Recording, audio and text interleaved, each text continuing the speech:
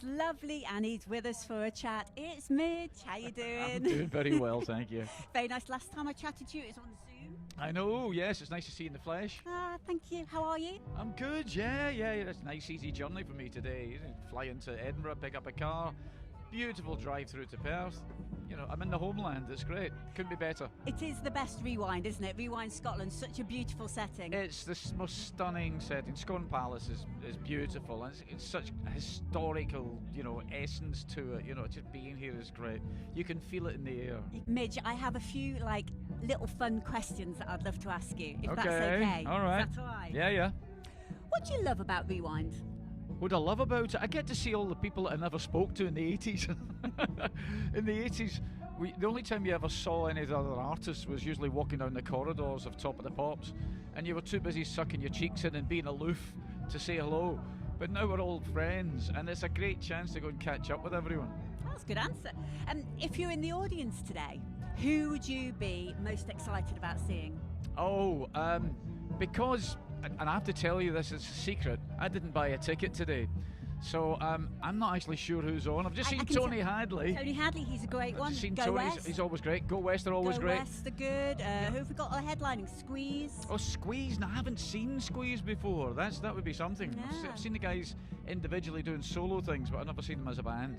So great that'd be a lineup. good one to see. Yeah, that's a great lineup. The South have just arrived. Oh, there you go. Who have you enjoyed chatting to backstage so far then? Well, you, because you're the only person I've seen so far. No, you have to miss out the only person I've seen so far. I'm such a flatterer.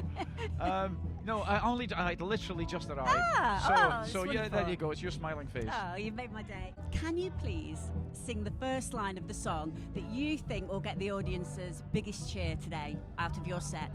Out of my set, it will be "O Flower of Scotland, when will we see your lights again?" I always play that little bit of Flower of Scotland, and it gets a massive roar. It gets a bigger roar than anything I've ever written. If you could duet with anybody that's here today, who would you duet with? Oh, and that's a really tricky one. Pete from Go West, brilliant. Tony Hadley's brilliant. They're all too good. I wouldn't put myself around the same microphone as them. They're just way too. They're way too good. They've got those big, powerful kind of taut song voices. So I'd choose somebody really weak and rubbish. And I can't think of anyone who's on today who would fit that bill. What will you do when you first walk off stage? You first walk off stage, the first thing you do is take your earplugs out, because what we hear on stage is different from what everyone hears out front. So we have these little earplugs. It's not because we're all gone deaf. It's just, instead of having these massive big speakers on stage, everyone's got these little things here that you can control and hear exactly what you want to hear. So the first thing you do when you come off stage is pull those things out, because it's really annoying having stuff stuck inside your head. So that's the first thing that comes out, and then you go and get yourself a nice cool drink somewhere. Fantastic. I remember last year at Rewind, actually, I think it was Rewind North, you were singing away, but you couldn't hear that we couldn't hear you. Yes. Yeah, that happens. Yeah. Something. Someone unplugged something on stage. So we're playing away, and the audience are all going, yeah, we can't hear you. and I'm going, hey, because I can hear everything. I can hear it all. So yeah, that stuff happens. Hopefully not tonight. Are you wearing anything lucky today? No, I don't. I don't carry kind of lucky things, icons or trinkets or whatever. I think every day I wake up's a lucky day. So I'm just quite pleased to be here. I love you, Midge. If you weren't a singer, what would you be? I always loved the idea of being a carpenter, but I'm just rubbish. I'm no good. I'm one of these guys that puts the shelves up wonkily, on an angle, on a slant.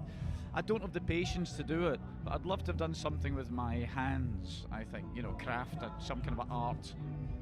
Have you eaten any of the sweets that they've put on the bar yet? I haven't eaten anything. No, I'm going to go and do a food raid later, and I have to time it, because I can't eat too late or too soon before I go on. Because when you're out there shouting at the top of your head, singing all those songs that I wrote when I was 25, you can't have a full stomach. It's just you can't. You got to leave some space there to get that air out your throat. Fantastic. Well, I've interviewed you a few times. I've never asked you this. Can you tell us something we don't know about you? My life's an open book. I mean, I've written it all down, and I don't really have any secrets. Well, none that I can remember. Anything you don't know about me? Not really. Who's your 80s crush? My 80s crush. I think everybody's 80s crush. Kate Bush was always an 80s crush, wasn't she? Kim Wilde. Yeah, well, I think Kate Bush, for her talent, she's just so exceptionally good at what she does. And you fall in love with qualities rather than just, superficial beauty. Yeah. Oh, good answer. That is a good answer. I'll have to write that down. Midge, it's a pleasure, as always, to interview you. You know I love you lots. Thank you so much for chatting to us. It's always fun talking to you. Thank you.